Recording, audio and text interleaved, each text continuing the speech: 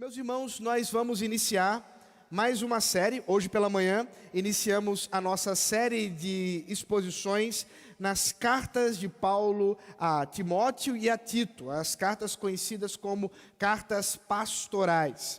E agora à noite nós vamos ter um longo desafio de expormos as 12 profecias ou os 12 livros das profecias dos chamados profetas menores. E pelo menos na organização da nossa Bíblia, o cânon como está na nossa Bíblia, o primeiro livro destes é Oséias. E por isso eu convido os irmãos a abrir a escritura no livro do profeta Oséias. E os irmãos terão o privilégio a partir de hoje, acredito que isso durará uns 2 anos para cumprirmos todos os livros, de dizerem que leram e estudaram Naum, Sofonias. Então, para aqueles que não sabem nem o que significa, vão descobrir durante a nossa série de sermões nos profetas menores. Oséias capítulo 1, apenas o primeiro versículo, que diz assim: palavra do Senhor que foi dirigida a Oséias, filho de Beeri, nos dias de Uzias, Jotão, Acás e Ezequias, reis de Judá, e nos dias de Jeroboão, filho de Joás, rei de Israel. Até aqui a palavra do Senhor. Vamos orar mais uma vez. Deus bendito, rogamos que o Senhor esteja agora a falar conosco, que o Senhor esteja a nos dar o privilégio de ouvir a Tua voz por meio da Tua palavra. Essa mesma palavra que tem falado durante os séculos, os milênios, essa mesma palavra que o Senhor levantou o Teu servo Oséias e muitos outros profetas para falar da Tua parte, também fala conosco hoje. Em nome de Jesus Cristo. Amém.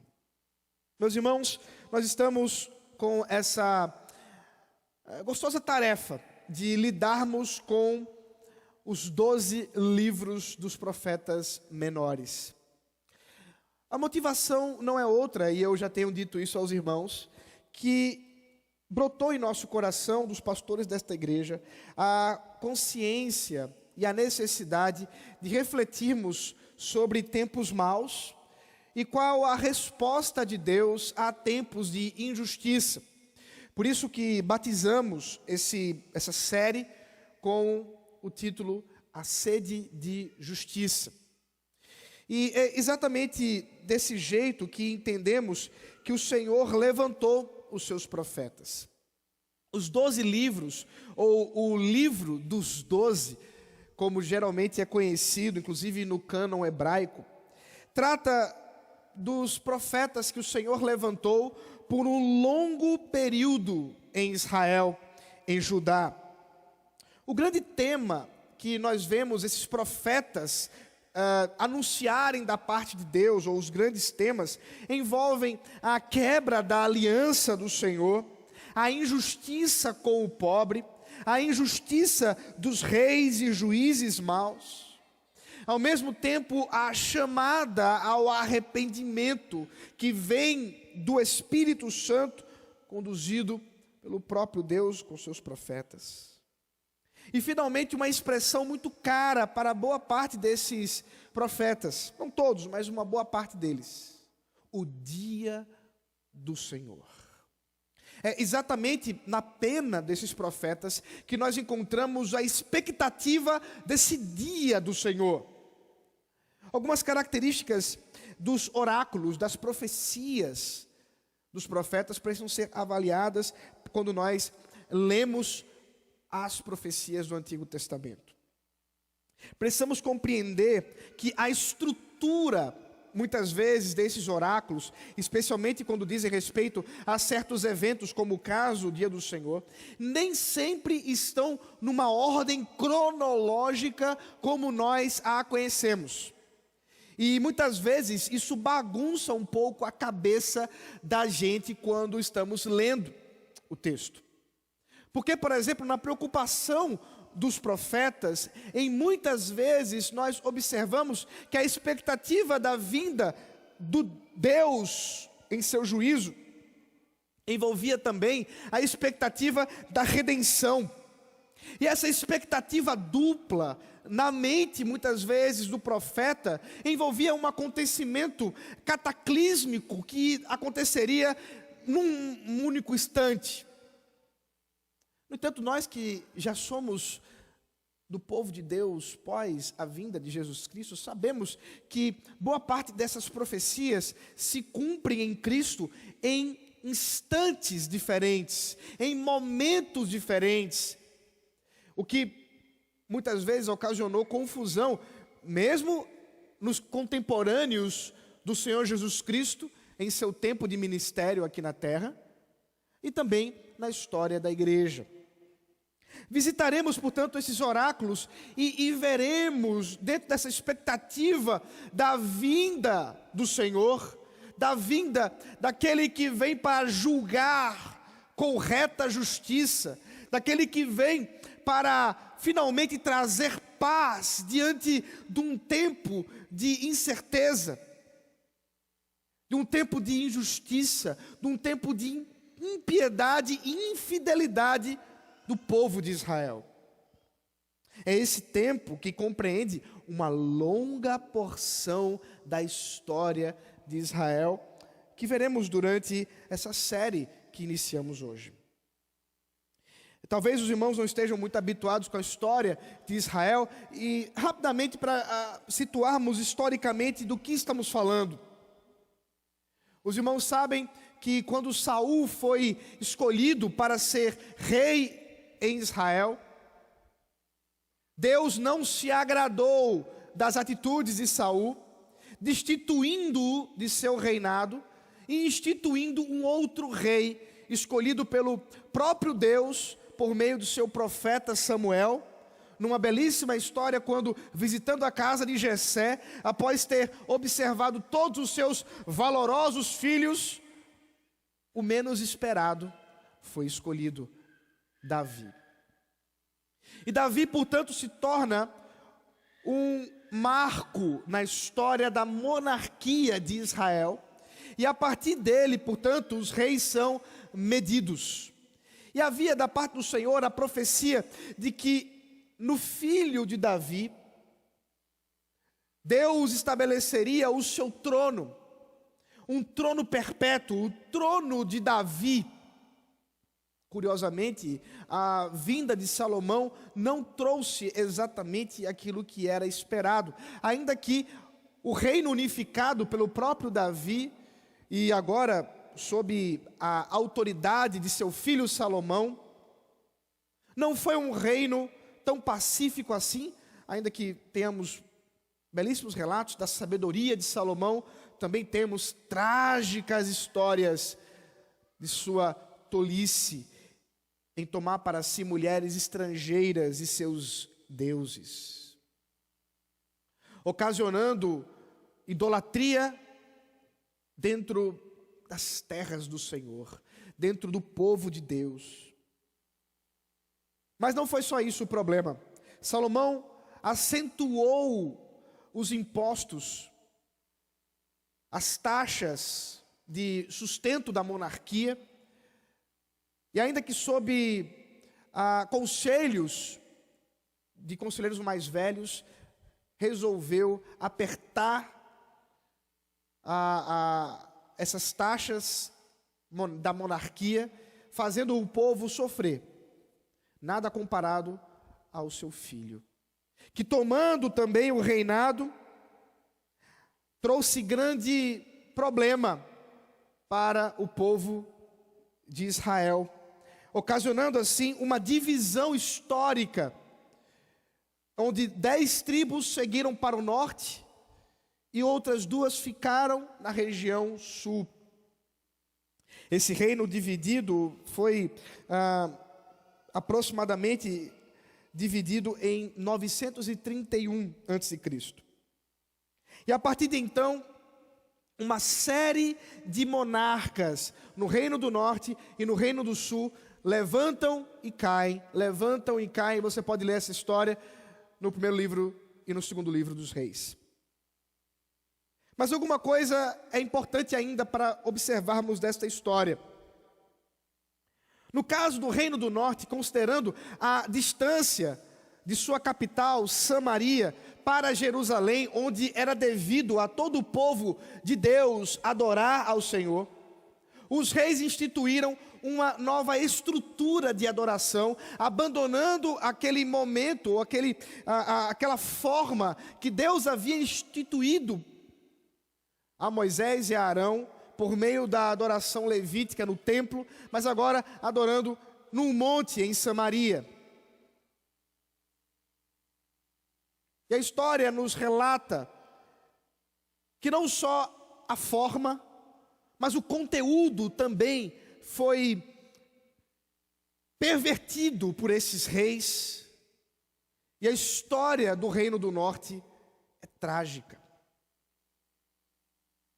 Ao mesmo tempo, por conta de suas alianças com os povos estrangeiros, o Reino do Norte alcançou rápida prosperidade. Foram crescendo em riquezas. E aí entra a história que nós estamos iniciando aqui.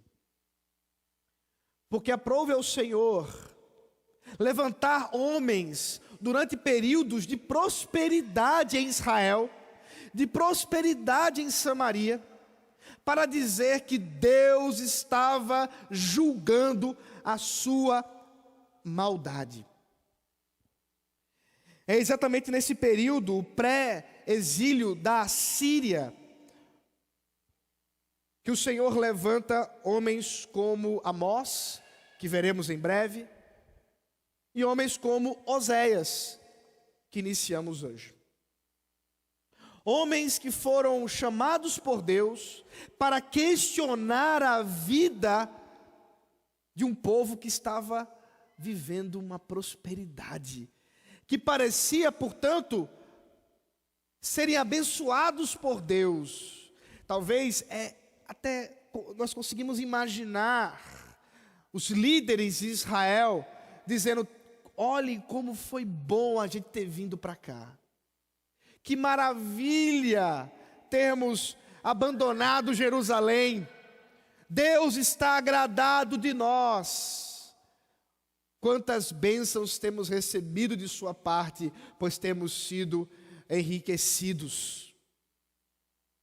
Tolos. Confundiram riquezas materiais com riquezas espirituais. E essa é uma confusão que o povo de Deus não pode ter. Meus irmãos, prosperidade financeira não tem absolutamente nada a ver com prosperidade espiritual. Porque a história nos relata momentos em que homens fiéis ao Senhor sofreram duramente perseguições, pobreza, fome. Ainda que fiéis ao Senhor. Ao mesmo tempo, homens ímpios se levantaram e viveram, por um tempo pelo menos, de forma tranquila, a aparência de tranquilidade. Meus irmãos, nós estamos observando uma história que nos ajuda a compreender os nossos tempos, nos ajuda a compreender o nosso próprio coração, a nossa própria vida. Deus levanta os seus profetas, homens que traziam mensagens da parte de Deus, homens chamados pelo próprio Deus para falar a sua vontade, revelar a sua vontade, em seu profundo amor pelo seu povo. E como eu disse às crianças, um amor que é imutável, de fato. Porque estamos tratando de um povo que corria em idolatria. E como já mencionei em outros momentos aqui, não era uma idolatriazinha qualquer não, queridos. O povo de Israel estava comprometido em uma profunda promiscuidade, em adorações com prostitutas cultuais, em adoração com sacrifícios humanos, especialmente crianças. Uma adoração que envolvia uma perversão da vontade de Deus, de modo assombroso. E Deus não mudou o seu amor para com seu povo. O Deus da aliança continuou amando o seu povo, por isso levantou seus profetas. Ele poderia muito bem ter simplesmente abandonado, deixado cada um deles em seu engano idólatra, deixado cada um deles em sua vida perversa, mas não foi assim que ele fez. Em seu amor maravilhoso, levantou homens para que acusassem, para que anunciassem juízo do Senhor. Os irmãos lembram, por exemplo, o caso de Jonas, o profeta que não queria profetizar porque sabia o tamanho da misericórdia do Senhor. O profeta que profetizou com a pior retórica já conhecida, com a maior má vontade já imaginada, mas que causou um profundo avivamento naquela região de Nínive.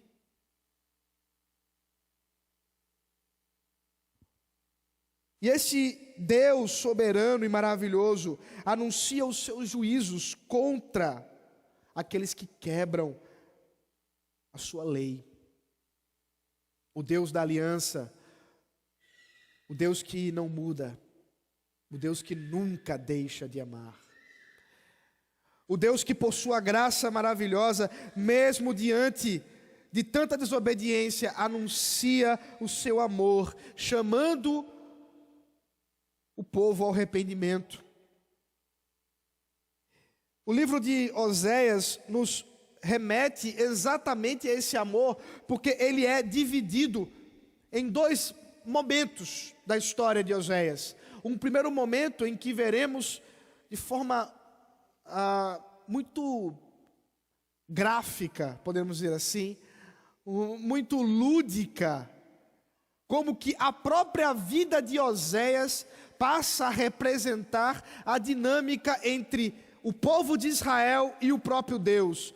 A infidelidade da esposa de Oséias, a infidelidade do povo de Israel, a fidelidade de Oséias, a fidelidade de Deus. Um Deus que é fiel, mesmo quando todos são infiéis. Um Deus que é fiel, porque é fiel a si mesmo, porque é fiel à sua promessa. E como as crianças disseram, nós podemos lembrar, um Deus que é fiel e nunca falha em suas promessas. Nunca. É nesse sentido que há uma expectativa da parte do Senhor que o remanescente arrependa-se, mude e possa vivenciar esse amor de Deus. Por isso, ao mesmo tempo que anuncia juízo, anunciam redenção e esperança em meio às injustiças desse mundo.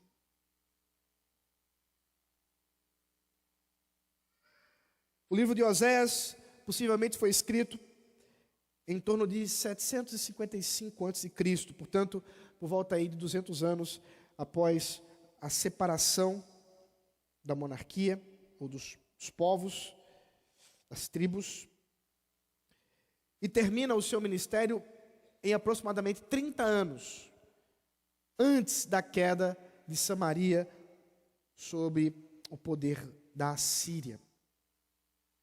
É interessante observarmos isso porque, como veremos, Oséias está profetizando a um povo de grande prosperidade. Um povo que não estava disposto a ouvir o que o profeta de Deus estava anunciando.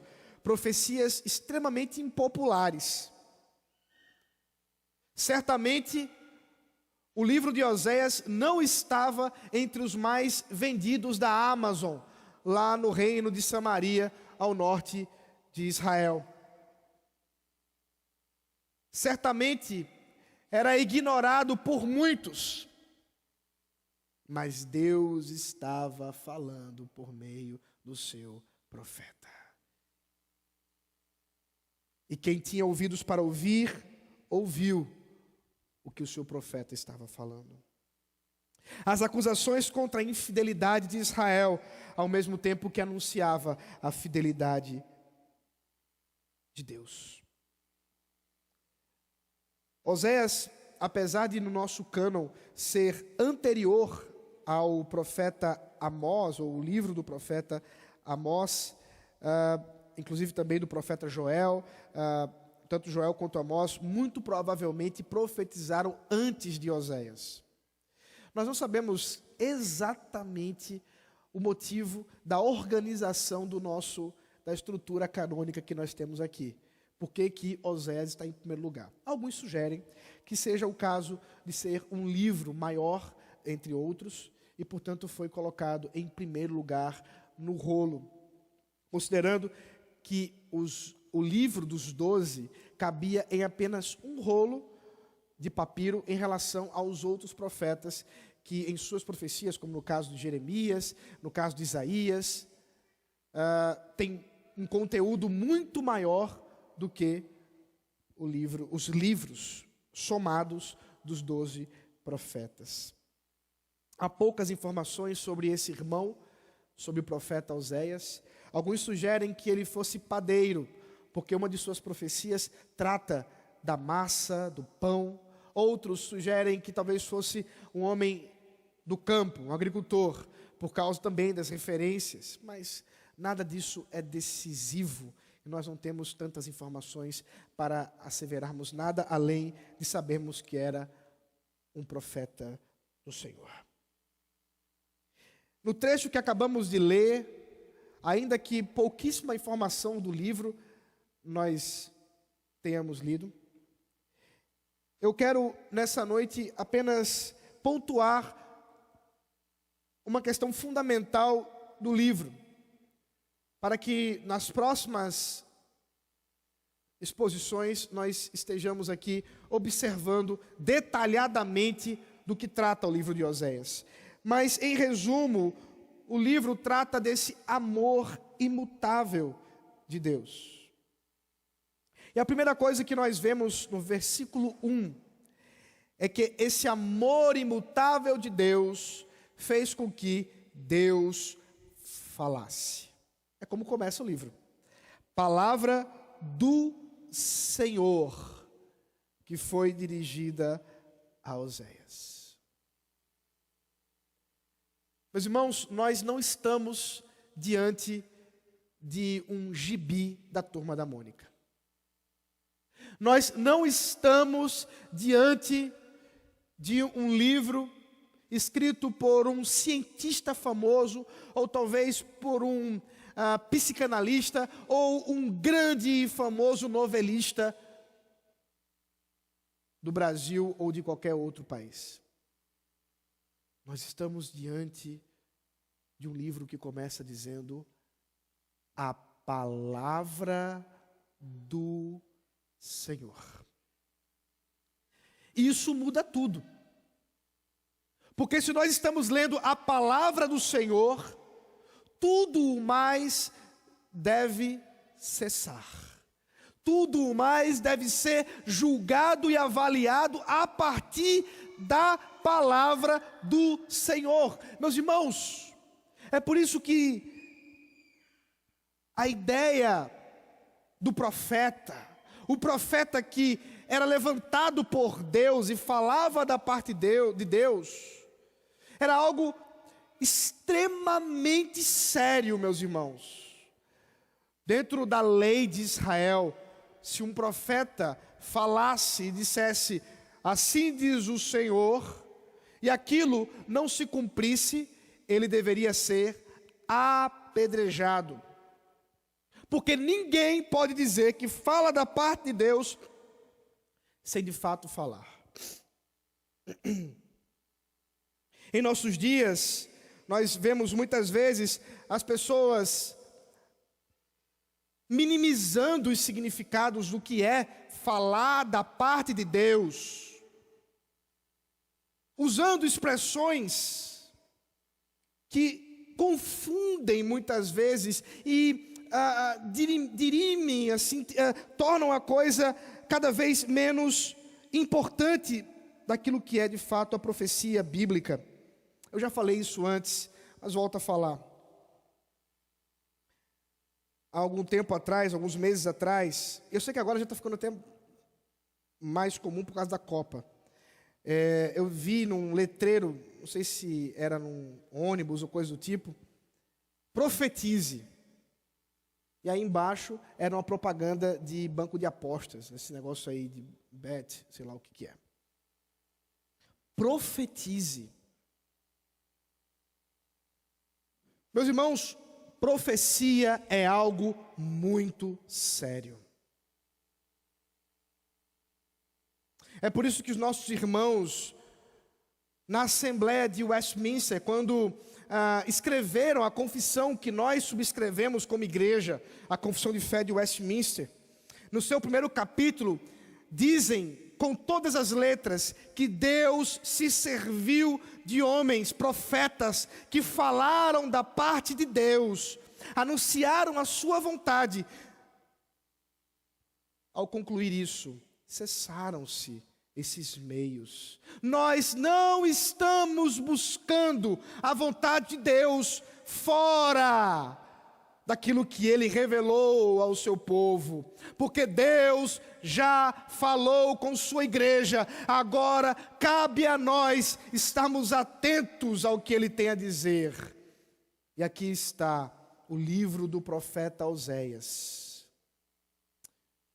endereçado inicialmente ao reino do norte, em 755 a.C., portanto, aproximadamente aí 2.800 anos antes de estarmos aqui hoje presentes.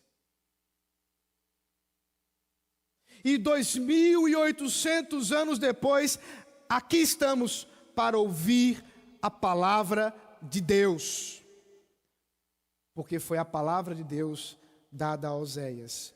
E é a palavra de Deus dada à igreja de Casacaiada hoje para ouvir o que Deus tem para falar conosco. E esse Deus, portanto, fala por causa de seu compromisso e seu amor. Um Deus que prometeu ao seu povo. Um Deus que amou quando não era um povo. A história vocês sabem. Abraão, entre os pagãos, Ur dos caldeus, Deus chamou Abraão para si, levando Abraão para a terra de Canaã e iniciando uma linda história que culminará, como vimos inclusive na leitura continuada, com Jacó, seus filhos, José. Mas tudo isso, meus irmãos, não nos mostra a fidelidade de Abraão. Tudo isso não nos mostra a fidelidade de Jacó. Tudo isso não nos mostra a fidelidade de José. Mas a fidelidade de Deus. Um Deus que ama.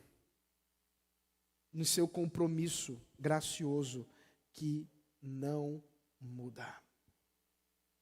A graça de Deus que está sobre o seu povo, imutável, também leva a sua palavra que é imutável. Deus não muda, sua palavra também não muda. Deus não erra, sua palavra também não erra. Deus não nos confunde. Antes, Deus nos dá clareza e sabedoria. Uma palavra, portanto, que é confiável e inerrante. Meus amados irmãos, nós somos o povo do livro, porque Deus resolveu se revelar por meio de um livro, ou pelo menos uma série desses livros.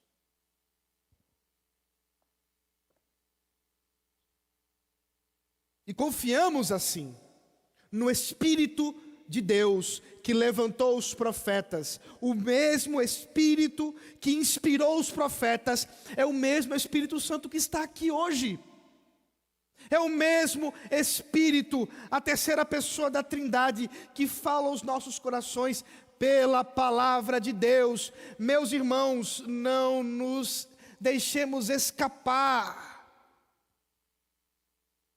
Nós não podemos desvalorizar a palavra do Senhor. Meus queridos, quantas vezes eu observo pessoas que dizem assim: eu queria conhecer a vontade de Deus, eu queria que Deus falasse comigo, eu queria conhecer mais o que Deus tem para dizer. Qual o seu tempo que tem sido dedicado ao estudo da palavra do Senhor?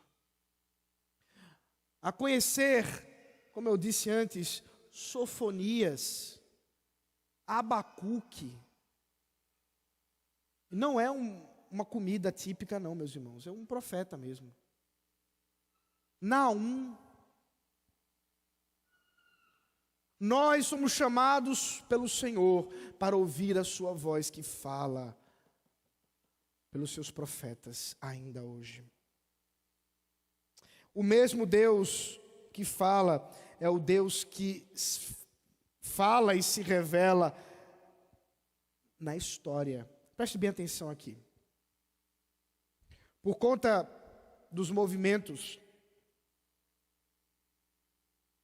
científicos pós-revolução industrial, revolução científica, a palavra de Deus foi duramente atacada.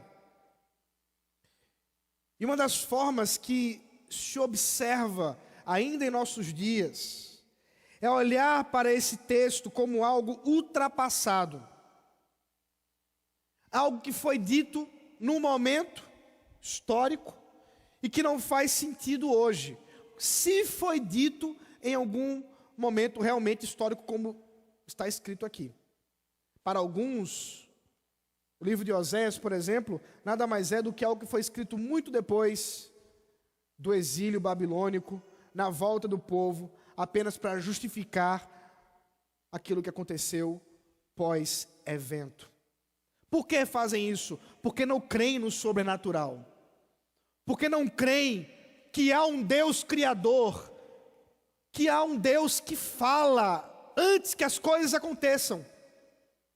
E exatamente porque fez isso com Oséias e fez isso com outros profetas, esses homens se levantam contra a palavra de Deus.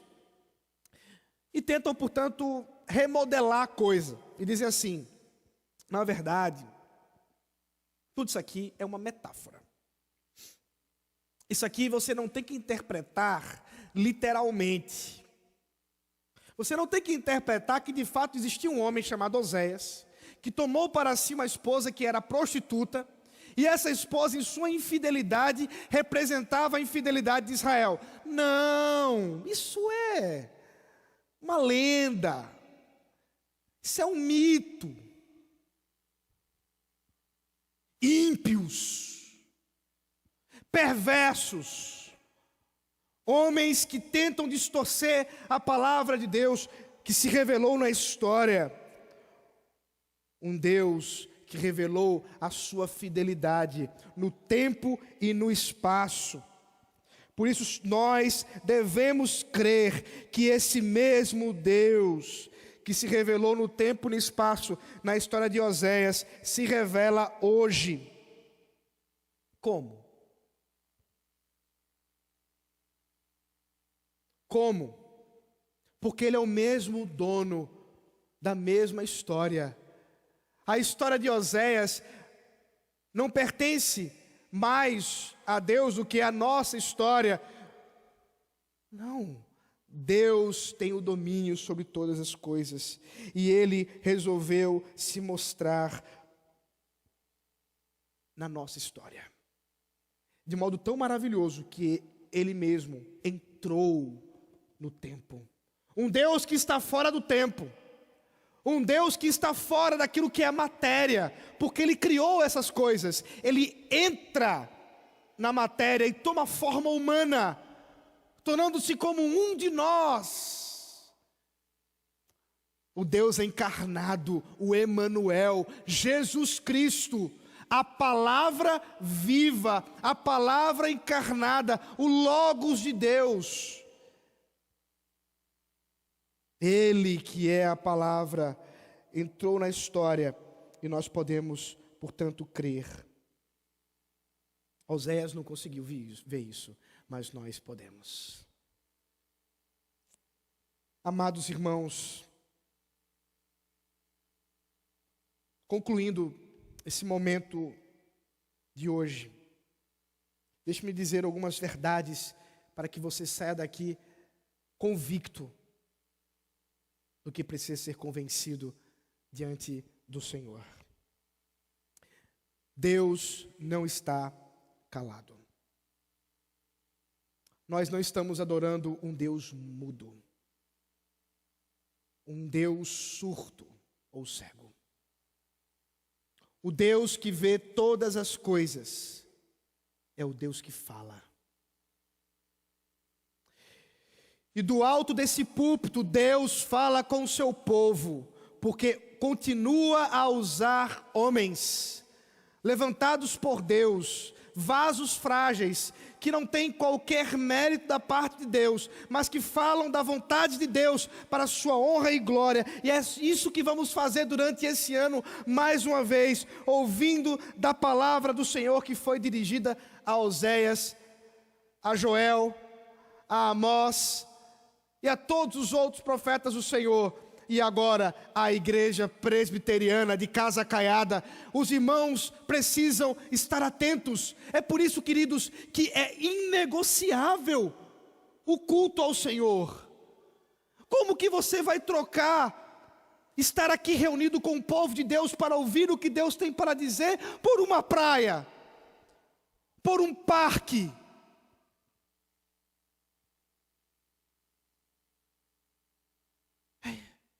Deus não está calado, Deus está falando com o seu povo. Venham ouvir o Senhor. Deus continua a falar pela profecia na Escritura. Deus continua a se mostrar a todos aqueles que estão com seus ouvidos prontos para ouvi-lo. Deus continua na nossa história. Ele continua sendo o dono da nossa história. O Deus que entrou neste mundo. Nós continuamos a falar de Jesus Cristo. Na verdade, no final das contas, a sede de justiça, da qual falam os profetas menores, é saciada pelo próprio Jesus, que ao Sermão do Monte, quando ali estava falando com os seus discípulos, disse: quem tem fome e sede de justiça é bem-aventurado, porque será saciado.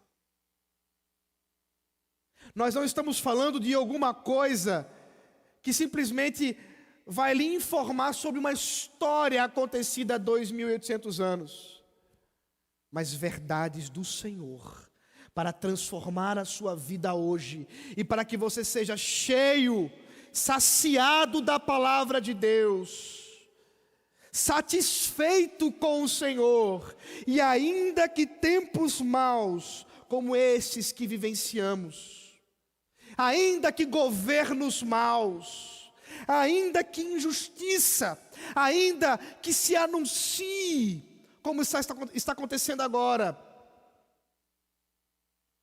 que o Brasil está aberto à agenda abortista, ainda que isso aconteça em nosso solo, E pesquisas dizem que a maior causa de morte em 2022, pasmem, não foi Covid. Foi aborto. Milhões e milhões de crianças assassinadas num mundo mau que vivemos. Bem-aventurados os que têm fome e sede de justiça, porque serão saciados, porque serão satisfeitos. Que o Senhor nos dê a graça de caminhar esse ano na confiança dEle, diante da palavra dEle, nos dando o saciar dEle, para a sua honra e glória. Amém. Senhor, nós te louvamos e bendizemos pela tua palavra maravilhosa que fala conosco hoje. E rogamos que o teu Espírito Santo esteja, não só agora, mas durante essa semana, a nos dar e reviver aquilo que hoje, tanto pela manhã quanto à noite, nós fomos instruídos por ti. E Senhor, continua a fazer isso durante esse ano, como fizeste antes e continuas a fazer, por causa do teu amor que é imutável, e da tua graça, da tua aliança graciosa que é inquebrável. Em nome de Jesus, o nosso mediador, Deus homem, que nós oramos. Amém.